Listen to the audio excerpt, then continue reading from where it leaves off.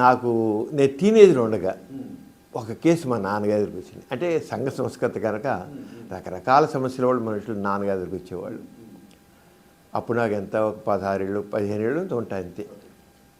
ఒక ఒక వ్యక్తి గుడివాడలో ఏఎన్ఆర్ కాలేజీలో చదువుకుంటున్నాడు. అతను పెళ్ళయింది. అతను మొదటి రాత్రి పెళ్ళైన శోభన రాత్రి ఆ పెళ్లి కూతురు శోభనలో అడుగు పెట్టగానే కాళ్ళ మీద పడిపోయి నన్ను క్షమించు, నేను మా నాన్నగారికి చెప్పలేకని పెళ్లి చేసుకున్నాను, నేను హస్తప్రయోగం చేశాను, అంతే నేను అపుంసుకుని అయిపోయాను, నేను పనికిరాను, కానీ నేను చేసిన నేరానికి నిన్ను టచ్ చేయకుండా ఇప్పుడు నాకు 2 ఎకరాల పొలం ఉంది, ఆ 2 ఎకరాలు నీకు రాసిస్తున్నాను అని పెట్టేసి కాగితాలు పెట్టేసి నాకు క్షమించి చెప్పేసి ఆ రాత్రే ఆ గది నుంచి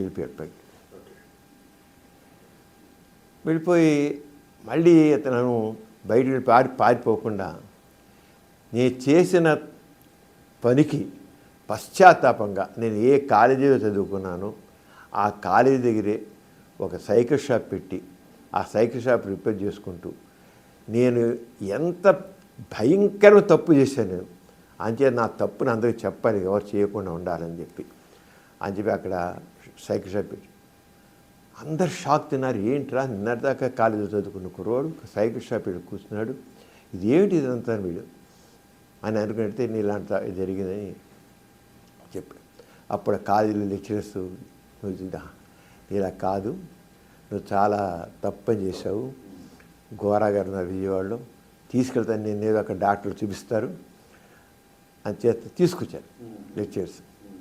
నాన్నగారు ఇప్పుడు మామూలుగా నాన్నగారు ప్రొఫెసర్ ఆఫ్ బయాలజీ కనుక అని చెప్పి అప్పుడు హ్యావ్లీ కిల్స్ అనే పుస్తకం ఉంటే అది తీసుకొచ్చి ఆ దాంట్లో మాస్టర్బేషన్ వెరీ కామన్, 100కి 90 to 98% మగవాళ్ళందరూ చేస్తారు, నువ్వేం తప్పు చేయలేదు, అయినా సరే నేను డాక్టర్ దగ్గర తీసుకెళ్ళి నేను చూపిస్తాను అని చెప్పి విజయవాడలో ఒక డాక్టర్ దగ్గర తీసుకెళ్తే ఆయన కూడా మాస్టర్బేషన్ తప్పేం కాదు, నువ్వేం చేయలేదు అని చెప్పి కౌన్సిలింగ్ చేస్తే అతను మళ్ళీ మామూలు అయ్యాడు. వరుసగా కొన్ని సిట్టింగ్స్తో నార్మల్ అయిపోయాడు. నాన్నగారి అప్పుడు నేను నాన్నగారి పక్కనే ఉంది ఇన్సూరెన్స్ అతను వచ్చి మాట్లాడతాడు. నా వయసు కూడా మరి అలాంటి వయసే కదా, టీనేజ్లోనూ మరి మనం కూడా అలాంటి అలవాట్లు ఉన్నవాళ్ళం అవుతాం కదా. ఇది చాలా సీరియస్ ప్రాబ్లం అన్నమాట అని అనుకున్నాను. ఆ టైంలో ఇక్కడ ఒక నేచర్ క్యూరింగ్ ఒక పేపర్ వచ్చేది, దాంట్లో కూడా మాస్టర్బేషన్ చాలా ప్రమాదకరమైనది, భయంకరమైనది, హానికరమైనది అని చెప్పి అలాగా రాశారు. చదువుతుండడం వల్ల మరి చాలా మాకు భయం వేస్తుండేది. ఈ కుర్రాడిని చూసాం, ఇక్కడ ఇలాగా ఈ రాత్రిని చూసి ఏంటనుకున్నాం. సరే నేను నాన్నగారితో పాటు ఆ కేసు తగ్గ ఫాలో అయితే కాదు, ఏదో ఇది దీన్ని సైంటిఫిక్గానే ఆలోచించాలి. అప్పుడు ఇంకా నేను మెడిసిన్లో అడుగు పెట్టలేదు, ఏం చేయలే. కానీ దట్ రింగ్ మై మైండ్, ఏంటిది ఎంత కామన్ అన్నారు, 80 to 88%, 90 to 98% అంటున్నారు, ఇంత కామన్ ప్రాబ్లం అని. మరి నా ఫ్రెండ్స్ కూడా చెప్తుండేవాళ్ళు, అరేరా ఇది అయిపోతుంది, ఏంటిరా నేను చేయలేకపోతున్నాను, ఆపలేకపోతున్నాను రా అంటుండేవాళ్ళు. సరే మెడిసిన్లో జాయిన్ అయ్యాం. మెడిసిన్ చదువుతుంటే నేను ఫస్ట్ ఇయర్లో ఉండగా ఇంకా మాకు ఇంకా క్లినికల్ సైడ్ ఏం లేదు. అప్పుడే మా ఫ్రెండ్స్ వచ్చి వాళ్ళందరూ నా ఫ్రెండ్స్ వచ్చి మా కాలేజీలో చదువుతున్న కుర్రవాళ్ళు, ఆర్ట్స్ కాలేజీలో చదువుతున్న కుర్రవాళ్ళు వచ్చి ఏం సమరం ఏంటి, దీనికి ఏం చెప్పాలి, ఎలా కంట్రోల్ చేత కావట్లేదని చెప్తుండేవాళ్ళు. కానీ మదర్ ఏముంటున్నప్పుడు ఇంకా జస్ట్ స్టూడెంట్స్. నేను 5th ఇయర్లో ఉండగా మెడిసిన్ చదువుతున్న ప్రీ ఫైనల్ ఉన్నప్పుడు మా మెడిసిన్ ప్రొఫెసర్ గారు కొద్దిగా లేట్గా వచ్చారు. ఇప్పుడు లేట్గా ఎందుకు వచ్చానో తెలుసా, నా దగ్గరికి ఒక ఐఏఎస్ వాడు వచ్చాడు, ఐఏఎస్ చదివాడు, ఐఏఎస్ ఆఫీసర్, కలెక్టర్ వాడు, పెళ్ళి కాబోతుంది, కలెక్టరే కానీ వాడి గురించి వాడికి ఏమీ తెలియదు, నాకు వీర్యం పోయింది, అస్తమయం చేశాను, వీర్యం పోతుంది, నేను చాలా వీక్ అయిపోతున్నాను, వాడు పెళ్లి చేసుకోవాలి చాలా భయంగా అని అడిగాడు.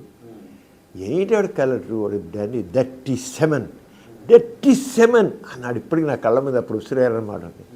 డర్టీ సెమెన్ దానికి ఎంత ఇది అనేసి, ఇవన్నీ వస్తాయి, మీరందరూ చాలా ఇలాంటివన్నీ మీరు డీల్ చేయాలి మీరు అందరూ అని అప్పుడు ఆయన చెప్పాడు.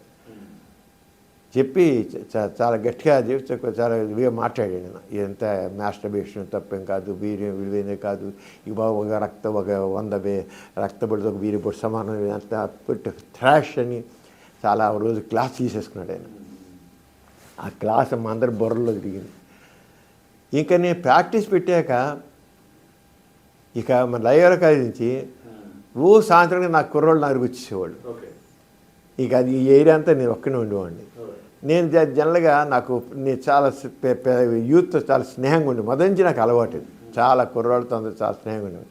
అందరూ వచ్చి ప్రతివాడు చెప్పేవాడు, ఇలా ఇప్పుడు నాకు వచ్చిందనేవాడు, నాకు బీరం పోతుండేవాడు, అస్తమం చేస్తుండేవాడు, స్వప్నకాలం ఇవన్నీ చెప్తుండేవాళ్ళు. అప్పుడు నేను ఇక లాభం లేదని దాని గురించి స్టడీ చేయడం బలెట్టాను. అప్పుడు ఇప్పుడు ఈ సాహిత్యం లేదండి, ఇప్పుడు అందరికి అందుబాటులో ఉంది. అప్పుడు ఏం లేదు, అందుబాటులో లేదు. అది నాకు అసలు ఇవన్నీ చెప్తే చూసేది కింద పడ్డా మీరు తెలుసుకున్నా, చాలా నాకు థ్రస్ట్ నా దాని గురించి చాలా ఎక్కువైంది తెలుసుకున్నాను. ఆల్ ఇండియా రేడియోలో నేను రెగ్యులర్గా నా టాక్స్ వచ్చుతుండేవి. ఒక రోజున చెప్పా, ఏమండి ఇది చాలా బర్నింగ్ టాపిక్, ఇది మాస్టర్బేషన్ గురించి, వీర్యం గురించి ఓ టాపిక్ చేసి మాట్లాడదామని చెప్పి మా టాపిక్ ఇచ్చా, సెక్స్ గురించి అపోహలు అని.